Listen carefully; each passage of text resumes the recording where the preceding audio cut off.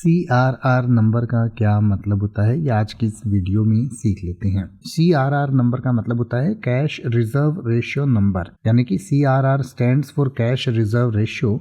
It's the percentage of a banks deposits that must be kept in reserve with the central bank, यानी कि CRR number वो number होता है, वो percentage होता है जो सभी बैंकों को अपनी जितनी भी डिपॉजिट्स होते हैं उनका एक परसेंटेज जो है वो सेंट्रल बैंक में जमा करना होता है।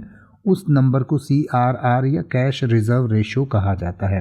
यानी कि जैसे आप कह सकते हैं RBI sets the CRR number for economic stability, यानी कि इकोनॉमिक स्टेबिलिटी के लिए RBI जो है, रिजर्व बैंक ऑफ इंडिया जो है, वो CRR नंबर को सेट करता है। यानी कि आपने देखा होगा कई बार CRR को घटा दिया जाता है, कई बार बढ़ा दिया जाता है। या फिर आप कह सकते हैं the CRR number affects how much banks can land, यानी कि CRR नंबर इस बात को प्रभावित करता है कि बैंक्स के पास कितना पैसा है जो वो ब्याज पर दे सकते हैं, जिसका वो लोन दे सकते हैं।